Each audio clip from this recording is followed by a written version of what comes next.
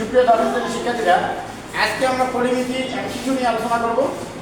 তো আশা করি পুরো ভিডিওটা তোমরা আমার পাশে থাকবে। একটা প্রশ্ন বলছে, একটি সমবাহু ত্রিভুজের ক্ষেত্রফল 25 × 30 বর্গমিটার হলে ত্রিভুজটির বাহু দৈর্ঘ্য কত?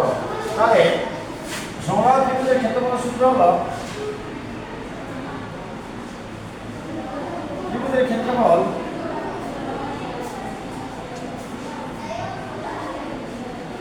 সমান দেখা যায়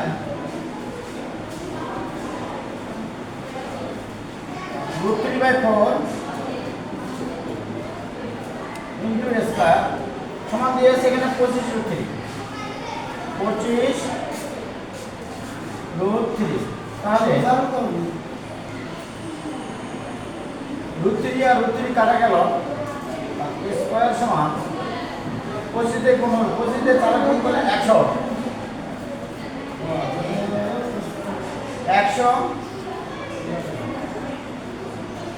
বা এ সমান 100 যদি আমরা রুট করি তাহলে 10 হবে।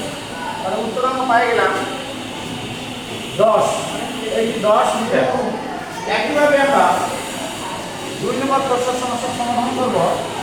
প্রিয় শিক্ষার্থীদেরকে লক্ষ্য রাখো, একটি সমবাহু ত্রিভুজের ক্ষেত্রফল 4√3 বর্গমিটার হলে এর বাহুর দৈর্ঘ্য কত মিটার? এটা হচ্ছে দিনাজপুর বোর্ড 2020 এবং যশোর বোর্ড 2017 সালের একটা কোশ্চেন ছিল। তো সমবাহু ত্রিভুজের ক্ষেত্রফলের সূত্র, তাহলে এখানে যা আছে তাই জাস্ট এখানে আমরা লিখব 2 নম্বর প্রশ্নের জন্য এখানে মান দিয়ে আছে কত? 2 নম্বর প্রশ্নে এখানে 4√3 আছে। 4√3 প্রশ্ন হবে, তাহলে এটা যদি এরকম হয় তাহলে আমরা লিখতে পারি তাহলে 4 স্কয়ার সমান বা স্কয়ার সমান 4×16 লিখতে পারি। √3 আর √3 ক্যান্সেল করে দিলাম, বা এ সমান 16 যদি আমরা রুট করি তাহলে 4 হয়। তাহলে 4 যদি হয় উত্তর বলছে কি বাহু দৈর্ঘ্য মানে এই দিয়ে সার্চ করতে হবে। আশা করি সবাই তোমরা বুঝতে পারছো। একইভাবে আমরা পরের প্রশ্নটা সমস্যার সমাধান করবো। 3 নম্বরটা বলছে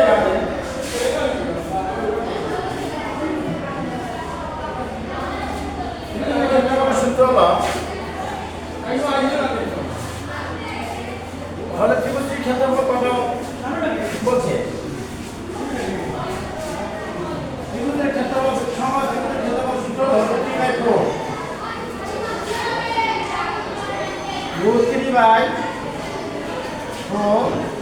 গুণন স্কয়ার সমান এখানে দিয়েছে আমাদের বাহু দৈর্ঘ্যটা 3 দিয়েছে, এই √3টা দিয়েছে, বা যদি এটা আমাদের দিয়ে থাকে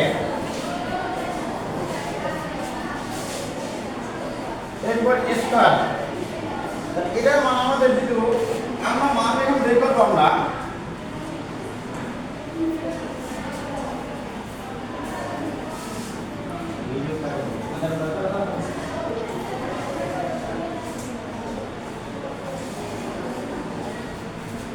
বাহু দৈর্ঘ্য দিয়েছে √3,